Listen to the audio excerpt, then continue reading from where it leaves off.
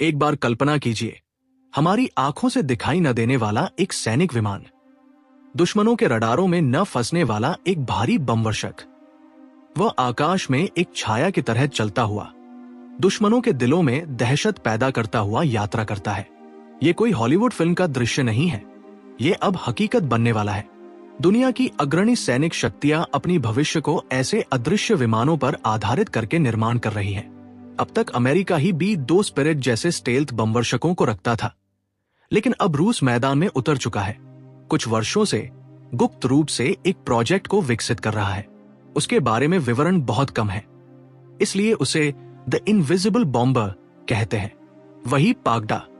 आज हमारे वीडियो में ये बमवर्षक कहाँ है, उसके अद्भुत सामर्थ्य क्या है, यह दुनिया को क्यों इतना भय पैदा कर रहा है, इन प्रश्नों के उत्तर जानने के लिए मैं आपके साथ एक यात्रा करने वाला हूं। इस वीडियो में हम इस बमवर्षक की इतिहास, उसके अत्याधुनिक डिजाइन, शक्तिशाली इंजनों और वह जो ले जाने वाला भयंकर हथियारों के बारे में गहराई से जांच करेंगे।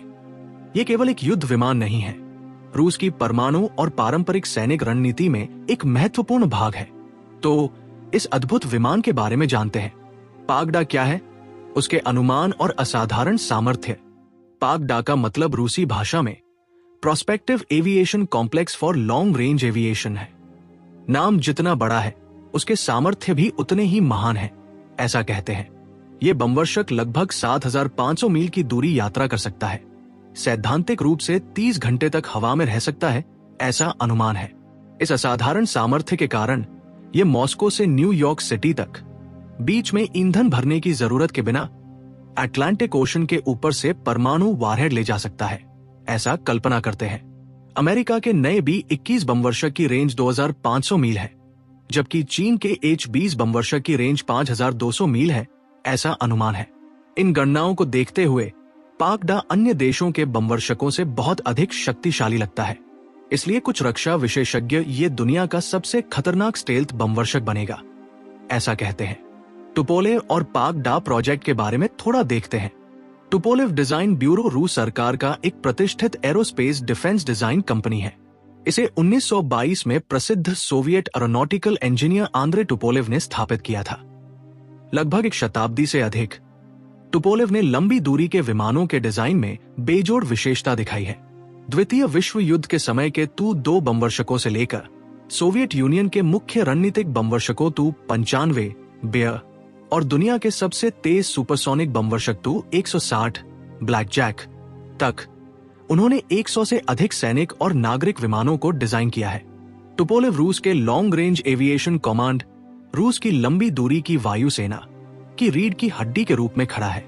उनकी विशेषज्ञता और अनुभव के कारण नई पीढ़ी के स्टेल्थ बमवर्षक प्रोजेक्ट के लिए टुपोलेव को चुनना एक स्वाभाविक निर्णय बन गया।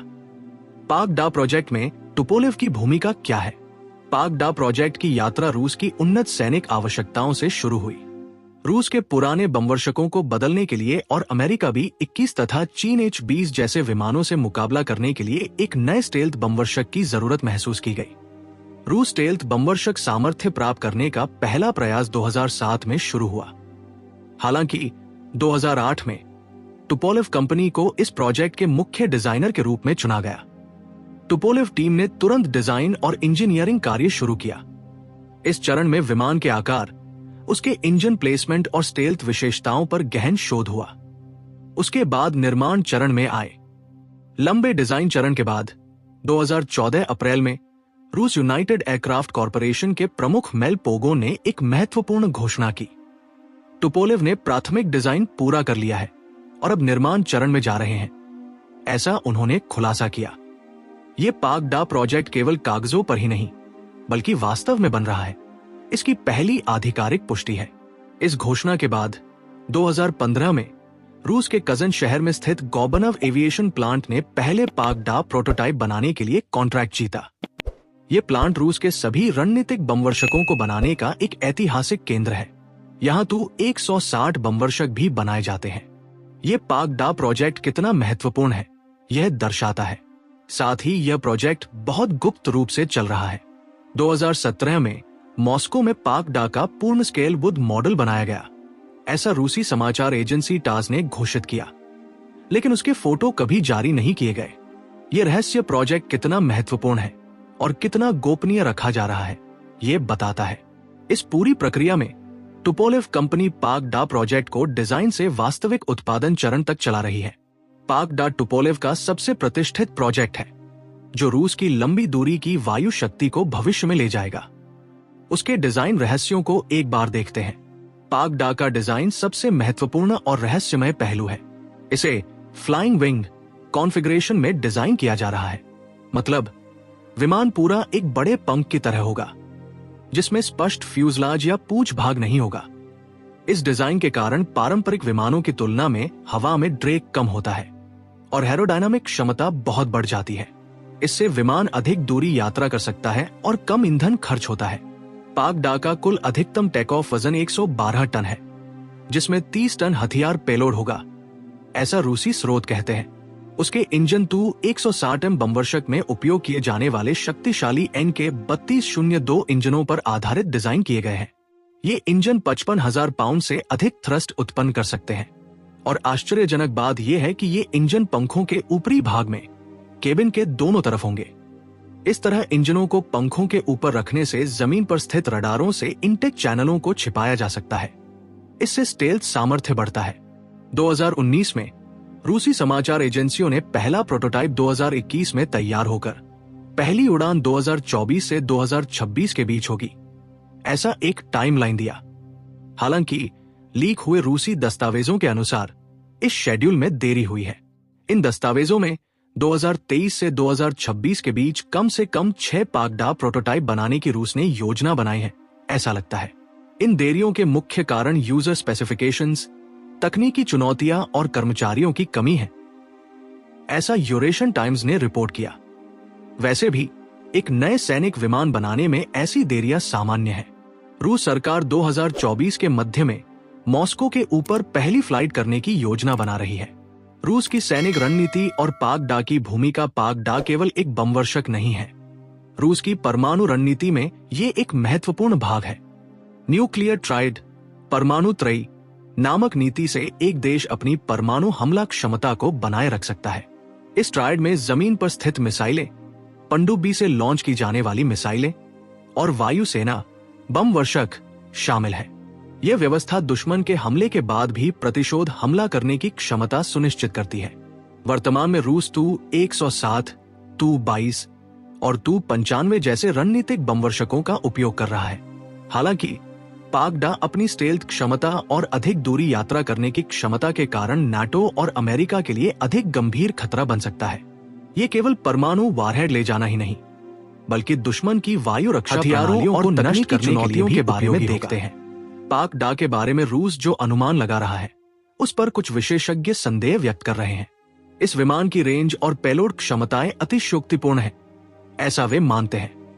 इसके अलावा स्टेल्थ तकनीक में सबसे महत्वपूर्ण विशेष मिश्रित सामग्रियां, कॉम्पोजिट मटेरियल्स और उन्नत सेंसरों को प्रतिबंधों के बीच बनाना रूस के लिए बहुत कठिन है, ऐसा कहते हैं। हालांकि रूस अपनी खुद की तकनीक विकसित कर रहा है। इससे प्रोजेक्ट देर से भले हो, लेकिन वो अधिक स्वतंत्र होगा, ऐसा रूसी स्रोत कहते हैं। साथ ही पाक-डा के अंदर रूस लंबी दूरी की हाइपरसोनिक क्रूज मिसाइलें, खासकर KH-95 को योजना बना रहा है। ये मिसाइलें मैक 10 की गति से लगभग 2000 किलोमीटर यात्रा कर सकती है। इनकी गति और चलने के तरीके के कारण एयर डिफेंस सिस्टम इनको रोकना बहुत कठिन है। इसके अलावा रूस KH-47M2 किंजल जैसी हाइपरसोनिक मिसाइलों का भी उपयोग कर रहा है। रूस के उन्नत युद्ध विमानों को नाटो के लिए खतरनाक बनने के लिए उन्हें कम से कम 5500 किलोमीटर रेंज वाली हाइपरसोनिक मिसाइलों की जरूरत है, ऐसा रक्षा विशेषज्ञ कहते हैं। हालांकि इस प्रोजेक्ट में मुख्य चुनौती तकनीकी भागों की उपलब्धता है। पश्चिमी देशों के प्रतिबंधों के कारण रूस हाई-एंड माइक्रोचिप्स की कमी का सामना कर रहा है। हालांकि चीन से सैटेलाइट डेटा, माइक्रो इलेक्ट्रॉनिक्स और मशीन उपकरणों के रूप में रूस को मदद मिल रही है, ऐसा कुछ रिपोर्ट्स कहती है। भविष्य पर एक नजर। पाक-डा प्रोजेक्ट कागज पर बहुत शक्तिशाली लगता है। ये इतिहास के सबसे शक्तिशाली स्टेल्थ बमवर्षकों में से एक बन सकता है, क्योंकि ये अधिक पेलोड ले जा सकता है, अधिक दूरी यात्रा कर सकता है और हाइपरसोनिक मिसाइलें लॉन्च कर सकता है। हालांकि ये प्रोजेक्ट अभी निर्माण चरण में है और कई तकनीकी चुनौतियों का सामना कर रहा है। कुछ विशेषज्ञ आधुनिक विमान निरोधक प्रणालियों के कारण ऐसे प्रोजेक्ट व्यर्थ है ऐसा भी मानते हैं। वैसे भी पाकड़ा सफलतापूर्वक बनकर रूस की सेना का हिस्सा बन जाए तो वो विश्व सैनिक शक्ति संतुलन को बदल सकता है। अब सभी की नजर इस विमान की पहली बार हवा में उड़ान कब होगी इस पर है। साथ ही रूस के रक्षा विशेषज्ञ पाकड़ा के 6 रेजिमेंट मतलब लगभग 40 विमानों को बनाना चाहते हैं। हालांकि इस संख्या को हासिल करने में बहुत समय लगेगा, लेकिन वर्तमान में रूस अपने तु-160M बमवर्षकों का उत्पादन बढ़ा रहा है, जो पाकड़ा प्रोटोटाइप निर्माण के समानांतर चल रहा है। भविष्य में पाकड़ा तु-160 और तु-95 जैसे पुराने बमवर्षकों को चरणबद्ध तरीके से बदल देगा, ऐसा अनुमान है। यह प्रक्रिया 2040 तक जारी रह सकती है। यही गाइस आज का वीडियो। आपको ये वीडियो पसंद आया होगा, ऐसा आशा करता हूं। ऐसे और अधिक इंटरेस्टिंग वीडियोस के लिए हमारे चैनल को सब्सक्राइब करें, लाइक करें और शेयर करें। जल्द ही एक और नए वीडियो के साथ मिलते हैं।